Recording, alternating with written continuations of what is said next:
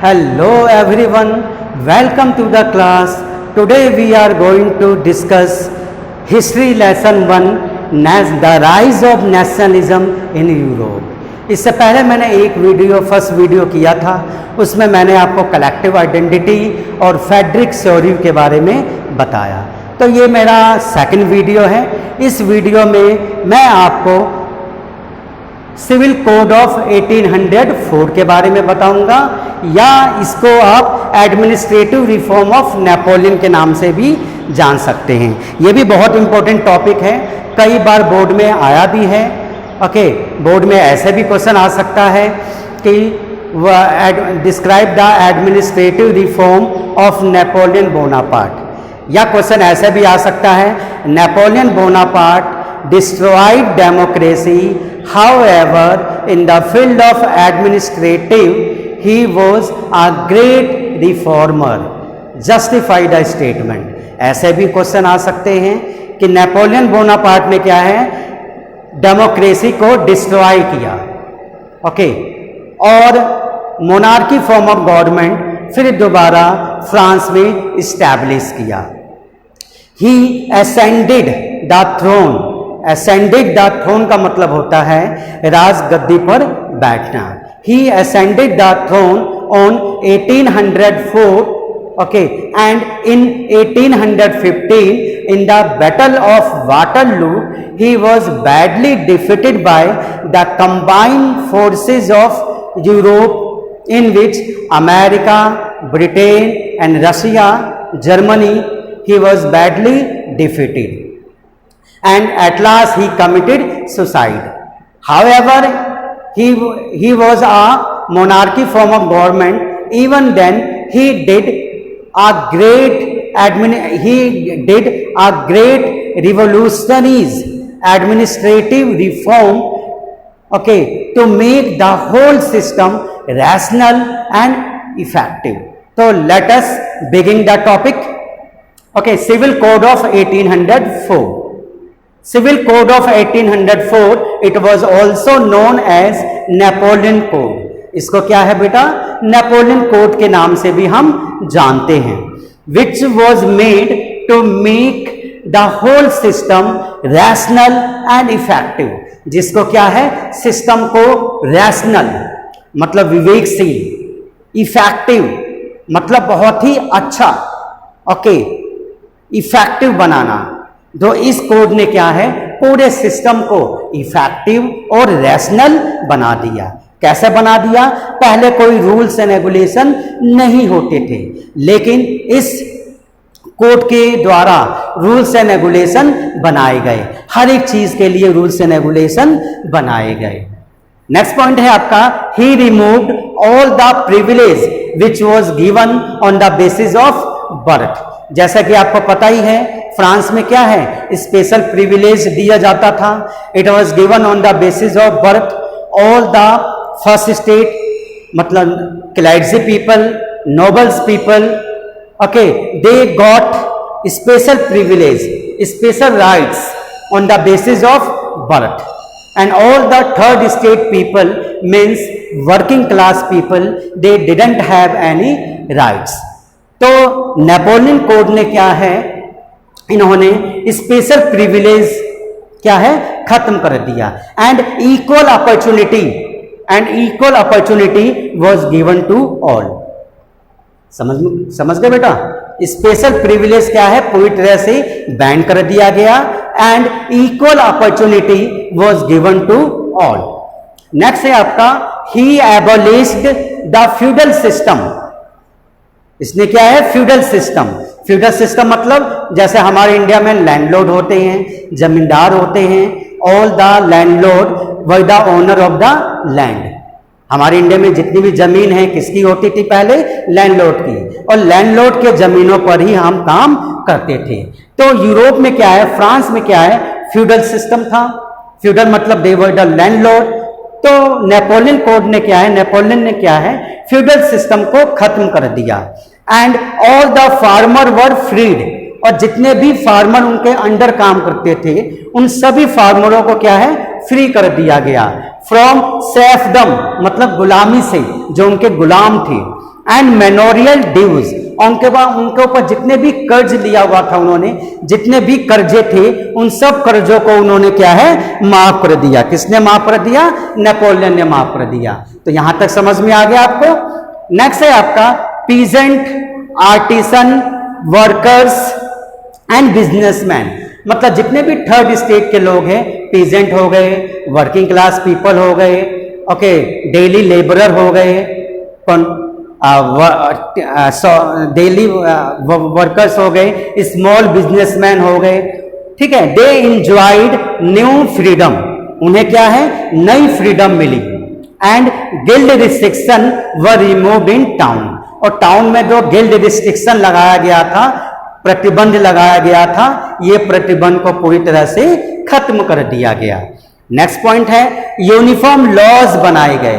पहले क्या थे, रूल्स एंड रेगुलेशन नहीं थे, ओके, रूल्स एंड रेगुलेशन थे भी तो वो सिर्फ वर्किंग क्लास पीपल के लिए थे, क्लर्जी लोगों के लिए, नोबल्स लोगों के लिए, ठीक है, the people those who were given special privilege, उन लोगों के लिए पहले कोई रूल्स एंड रेगुलेशन नहीं था।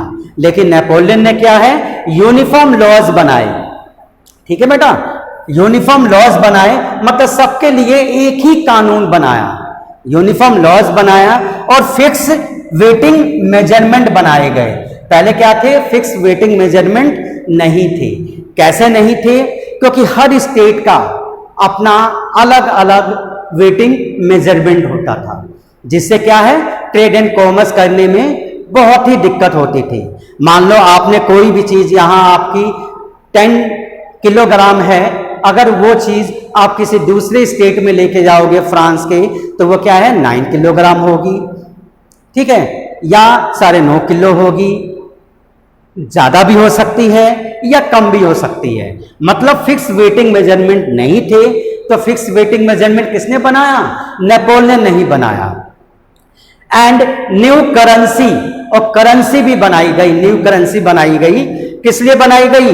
To improve trade and commerce, trade and commerce को इंप्रूव करने के लिए fix weighting measurement and new currency बनाई गई और यूनिफॉर्म लॉज बनाए गए।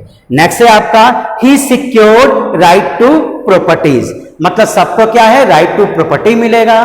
पहले क्या है, right to property was given to first state and second state people, okay, it was also given on the basis of birth. The people, those who were third state people, means working class people, lower class people, these people were not given any property. But in the Napoleon Code, okay, right to property was given to all people.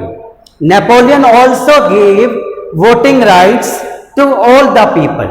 However, the voting rights was given only to male, it was not given to female. Okay, in this way we can say Napoleon Bonaparte was a great ruler.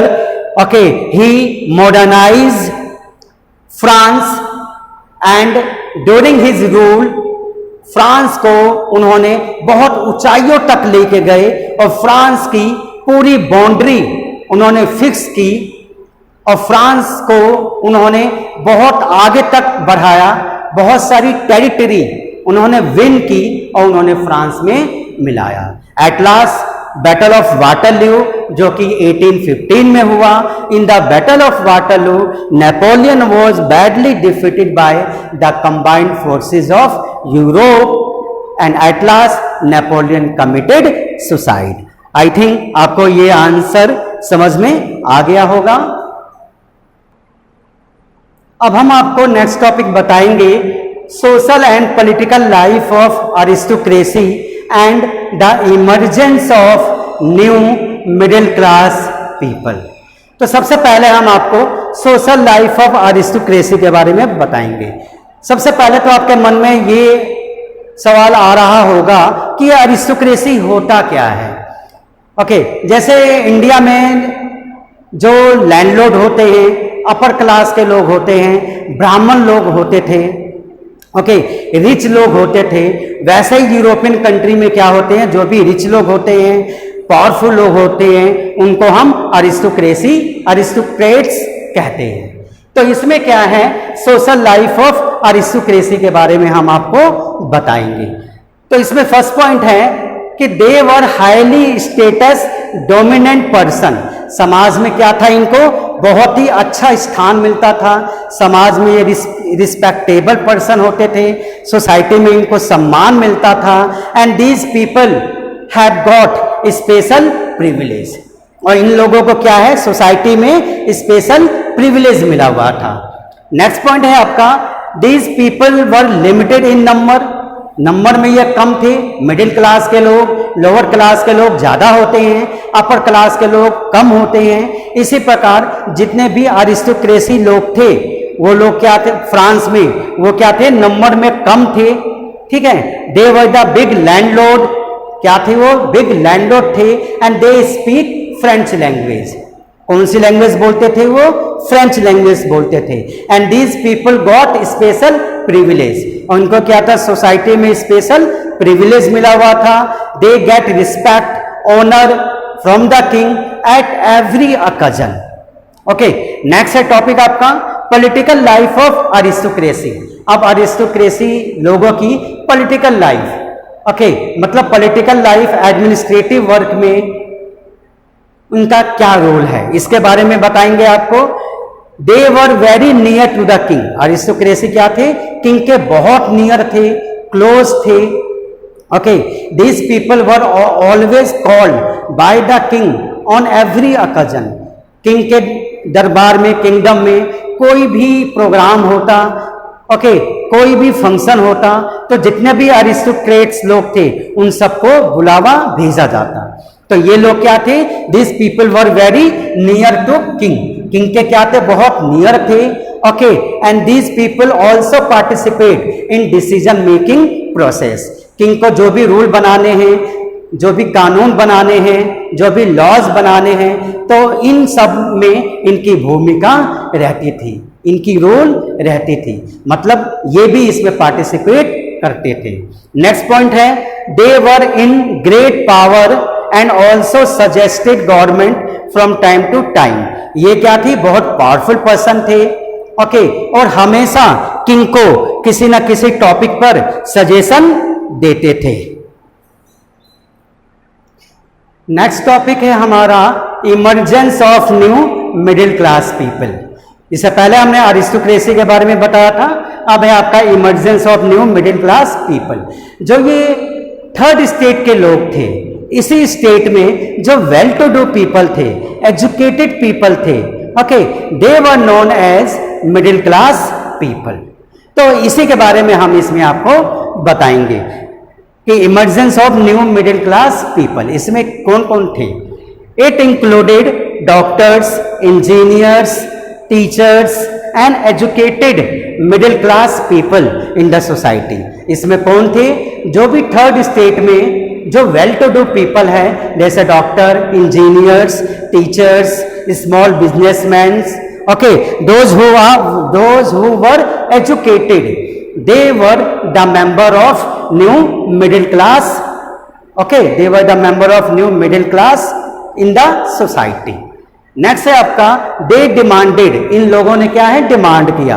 They demanded their rights, उन्होंने अपने अधिकार demand किए। ठीक है, political status चाहते थे। And wanted to abolish special privilege. ठीक है, वो अपने अधिकार चाहते थे, पॉलिटिकल राइट्स चाहते थे, और ये भी चाहते थे कि there should be the abolition of special privilege which was given on the basis of birth. कि स्पेशल प्रिविलेज क्या हो, खत्म हो, जो कि बर्थ के अकॉर्डिंग दिया जाता है।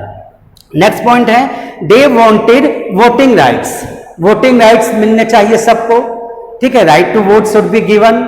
वोटों के द्वारा they should make their own government. And they also wanted right to property. तो आई होप आपको ये क्वेश्चन समझ में आ गया होगा। Okay, social and political life of aristocracy and the emergence of new middle class people. Thank you.